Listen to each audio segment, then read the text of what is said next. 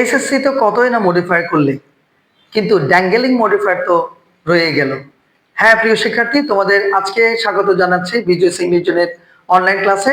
তোমরা আজকে ইতিমধ্যে দেখতে পাচ্ছ আমি তোমাদের জন্য একটা বিশেষ ক্লাস তোমাদের জন্য নিয়ে এসেছি, সেটি হচ্ছে ড্যাঙ্গেলিং মডিফায়ার বা ইললজিক্যাল মডিফায়ার, যেটি তোমাদের ইউনিভার্সিটি অ্যাডমিশন টেস্টে অবশ্যই প্রয়োজন হবে। চলো আমাদের আজকের ক্লাসটা আমরা শুরু করি। হ্যাঁ প্রিয় শিক্ষার্থী, তোমাদের যেটি আজকে দেখাবো তোমরা ইতিমধ্যে দেখতে পাচ্ছ, তোমাদের জন্য একটি সুন্দর নোট এখানে দেখাচ্ছি যে ড্যাঙ্গেলিং মডিফায়ার বা ইললজিক্যাল মডিফায়ার, বা এটাকে অনেক সময় আমরা মিসপ্লেসড মডিফায়ার বলে থাকি। এটি মূলত আমরা এসএসসি যে মডিফায়ারের যে ক্লাসগুলো আমরা ইতিমধ্যে তোমাদেরকে দিয়েছি সেটার সাথে কিছুটা অমিল আছে, কারণ সেখানে অনেক সময় দেখা যায় এটা থেকে প্রশ্ন নাও আসতে পারে। বাট তোমার যে ইউনিভার্সিটি অ্যাডমিশন টেস্ট আছে সেখানে কিন্তু এই টপিকটা ভেরি ভেরি ইম্পর্টেন্ট। তো চলো আমরা আজকে এটা নিয়ে শিখবো।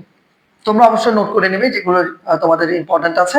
তো প্রিয় শিক্ষার্থী, প্রথমে তোমাদেরকে আমি দেখাচ্ছি যে ড্যাঙ্গেলিং মডিফায়ারটা আসলে কি। প্রিয় শিক্ষার্থী দেখো, ড্যাঙ্গেলিং মানে হচ্ছে ঝুলন্ত, যেটাকে আমরা কনফিউজড হয়ে যাই। অর্থাৎ সেটা আমরা এখানে একটু করে দেখি, বলা হচ্ছে যে ড্যাঙ্গেলিং মডিফায়ার যখন কোনো অর্থাৎ দেখো, যখন কোনো মডিফায়ার সঠিক সাবজেক্টকে মডিফাই না করে ভুল সাবজেক্ট বা অন্য কোনো কিছুকে মডিফাই করে তখন তাকে ড্যাঙ্গেলিং মডিফায়ার বলে। স্বাভাবিকভাবে যে সাবজেক্টটি ওই সেন্টেন্সের মধ্যে আসার কথা, সেই সেন্টেন্সে সাবজেক্টটি না আসে যদি অন্য একটা সাবজেক্ট চলে আসে, অথবা দেখা যায় ব্যক্তিবাচক সাবজেক্ট এখানে একটা, ওখানে বস্তুবাচক, অথবা সাবজেক্টের সাথে যে সেন্টেন্সে সেটা যদি না মিলে, তখন সেটাকে আমরা ড্যাঙ্গেলিং মডিফায়ার বলি।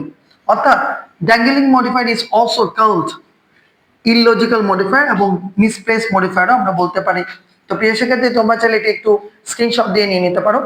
তো আমরা মূলত যেভাবে দেখি যে ড্যাঙ্গেলিং মডিফায়ার গুলো কিভাবে স্টার্ট হয় সেটার একটা টেকনিক তোমাদেরকে শিখিয়ে দিচ্ছি। প্রথম অংশটি সাধারণত ড্যাঙ্গেলিং মডিফায়ার যেখানে হয় বা যেভাবে স্টার্ট হয় সেন্টেন্স গুলো, সেগুলো আমরা দেখবো জিরান দিয়ে শুরু। আমরা প্রিয় শিক্ষার্থী জানি জিরান মানে হচ্ছে ভার্বের সাথে আমরা যখন আইএনজি যুক্ত করে দেব তখন সেটা জিরান হয়। ইনফিনিটিভ টু দি ভি1 আমরা এরকম দেখবো কোনো সেন্টেন্স শুরু হচ্ছে টু দি ভি1 থাকতে পারে। পার্টিসিপল তাও আমরা খেয়াল করবো অ্যাডজেক্টিভ ফ্রেজ দিয়ে শুরু হতে পারে, পারফেক্ট পার্টিসিপল দিয়ে শুরু হতে পারে। আবার অনেক সময় দেখবো প্রিপজিশনের সাথে ভার্বের সাথে আইএনজি দিয়ে শুরু হচ্ছে।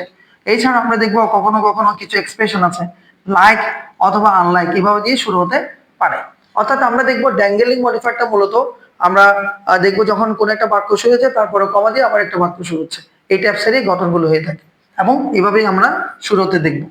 তো তোমাদের প্রথম যে টেকনিকটি শেখাচ্ছি শর্টকাট ওয়ান, সেটা হচ্ছে কি ড্যাঙ্গেলিং মডিফায়ারের সাবজেক্ট 95% ক্ষেত্রে ব্যক্তিবাচক দিয়ে শুরু হয়।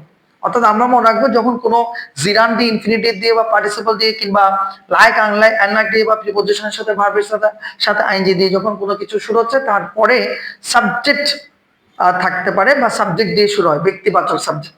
তাহলে একটা এক্সাম্পল আমরা চলে যাই। যেমন ধরো এটা একটা ডিউর কোশ্চেন, আমরা একটা ডিউর কোশ্চেন এখানে দেখবো কিভাবে এই প্রশ্নটি আসে। তো বলা হচ্ছে হুইচ সেন্টেন্স ইজ কারেক্ট। এখানে চারটা বাক্য আমরা এখানে দেখবো। Hearing the good news I was happy একটা বাক্য, hearing the good news happiness was mine, hearing the good news happy I was, hearing the good news mine was happiness. তাহলে প্রিয় শিক্ষার্থী দেখো, আমরা বলছি যে কিভাবে শুরু হচ্ছে, জিরান দিয়ে, পার্টিসিপল দিয়ে, প্রিপজিশনের সাথে ভার্বের সাথে আইএনজি দিয়ে শুরু হচ্ছে। তো আমরা দেখতে পাচ্ছি এখানে শুরু হয়েছে হিয়ারিং দ্য গুড নিউজ। আচ্ছা, চারোটাতে কিন্তু হিয়ারিং দিয়ে একই রকমের কথা দেখা যাচ্ছে, কিন্তু প্রিয় শিক্ষার্থী দেখো তো এখানে কোনটাতে, এই চারটার মধ্যে কোনটাতে সাবজেক্ট দিয়ে শুরু হয়েছে, ব্যক্তিবাচক সাবজেক্ট দিয়ে শুরু হয়েছে দেখো তো। হ্যাপিনেস, হ্যাপি নাকি মাইন নাকি আই? হ্যাঁ প্রিয় শিক্ষার্থী, আই ওয়াজ হ্যাপি, তাহলে ব্যক্তিবাচক সাবজেক্ট দিয়ে শুরু হয়েছে। সুতরাং এটাই হচ্ছে আমাদের রাইট আনসার, বাকিগুলো কিন্তু ভুল। তাহলে আমরা একটা বিষয় বুঝে গেছি আশা করছি। তাহলে আমাদের এখানে উত্তর কোনটা? এক নাম্বারটা উত্তরটা সুন্দর। তাহলে এটা হচ্ছে আমাদের প্রথম কথা। আর একটা জিনিস তোমাদেরকে মাইন্ডে দিয়ে রাখছি, যদি ব্যক্তিবাচক সাবজেক্ট ডাবল থাকে তখন কিন্তু আমাদের উত্তরটা করতে হবে passive ভয়েসে।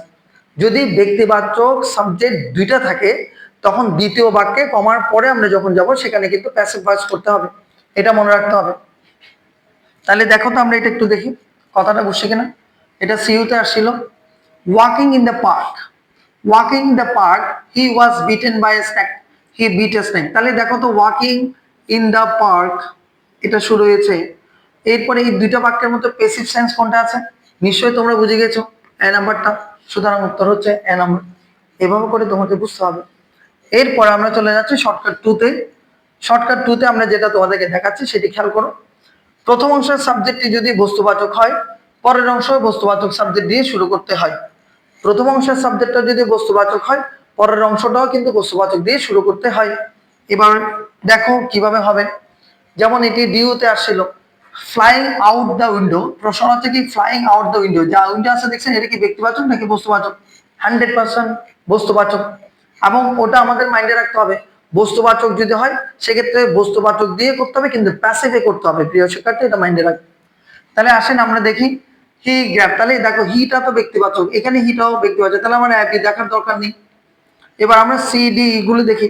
The papers were grabbed by him, the papers grabbed by him, the papers were grabbed him. তাহলে প্রথমে তিনটার মধ্যে দেখো দ্য পেপারস বস্তুবাচক হয়েছে, ওয়ার হয়েছে, কিন্তু এটা প্যাসিভ ভয়েস হয়নি, ভুল। আবার এটা প্যাসিভ ভয়েসের মধ্যে অক্সিলিয়ারি ভার্ব দেওয়া হয়নি, তাহলে এটাও ভুল। প্রিয় শিক্ষার্থী, এবার 3 নাম্বার দেখো the papers were grabbed by him, তাহলে কোনটা শুদ্ধ হচ্ছে? সি নাম্বারটা শুদ্ধ হচ্ছে। বুঝা গেছে? তাহলে flying out of the window, the papers were grabbed by him, আমাদের উত্তর হচ্ছে সি। তাহলে আশা করছি আমাদের আরেকটা বিষয় আমরা ক্লিয়ার করতে পেরেছি। এবার আমরা চলে যাচ্ছি 3 নাম্বার। 3 নাম্বারে আমরা কি বলছি যে ড্যাঙ্গেলিং মডিফায়ার যখন সিম্পল সেন্টেন্সে থাকে, ড্যাঙ্গেলিং মডিফায়ার যখন সিম্পল সেন্টেন্সে থাকে, সেখানে যদি অর্থটা ঠিক মতো না আসে, তখন সেই সিম্পল সেন্টেন্সকে আমাদেরকে কমপ্লেক্স করে দিতে হবে। আমরা বলছি যে যখন ড্যাঙ্গেলিং মডিফায়ারটা সিম্পল সেন্টেন্সে থাকবে, সেটা যদি অর্থটা ঠিক মতো ক্লিয়ার না হয়, তখন সেটাকে আমাদেরকে কি করতে হবে? কমপ্লেক্স সেন্টেন্সে করতে হবে। তাহলে প্রিয় শিক্ষার্থী, একটা এক্সাম্পল দিলে তোমরা বুঝবা। Crossing the road, crossing the road কিন্তু কে ক্রসিং দ্য রোড এখানে কিন্তু ক্লিয়ার না। দেখো তো প্রিয় শিক্ষার্থী, crossing the road comma a car almost track us, তাহলে এ কার অলমোস্ট ট্র্যাক আস কাকে করেছে? এটা ক্লিয়ার হয়েছে এখানের মধ্যে? হয় নাই। তাহলে এটা সিম্পল আছে, আমাদের এটাকে কারেক্ট করতে হবে কি দিয়ে? কমপ্লেক্স দিয়ে। অ্যাস যখন উই ক্রস দ্য রোড, আমরা যখন রোড ক্রস করছিলাম, এ কার অলমোস্ট ট্র্যাক আস। তাহলে এটা হচ্ছে ভুল আনসার, এটা হচ্ছে ঠিক আনসার। আশা করছি তোমাদের কাছে এই বিষয়টি ক্লিয়ার হয়েছে। তো প্রিয় শিক্ষার্থী, আমার মনে হয় তোমরা তোমাদের যে আজকের যে ছোট্ট আজকের ভিডিও ক্লাসটি তোমরা ইতিমধ্যে এটা বুঝে গেছো। এভাবে করে ড্যাঙ্গেলিং মোটিভেটটা যদি তোমরা একটু খেয়াল করে নাও, আমার মনে হচ্ছে যে যেটুকু বলেছি তার থেকে তোমার অবশ্যই তোমরা তোমাদের যে ইউনিভার্সিটি এডমিশন টেস্ট আছে সেখানে পেয়ে যাবে। তো প্রিয় শিক্ষার্থী, আজকে এই পর্যন্ত। তোমরা সবাই সুস্থ থেকো, ভালো থেকো, এবং অবশ্যই নিচে কমেন্টস করে জানাবে তোমরা কি কি বিষয়ে ক্লাস চাচ্ছ। আজকে এই পর্যন্ত, সবাই সুস্থ থেকো, ভালো থেকো।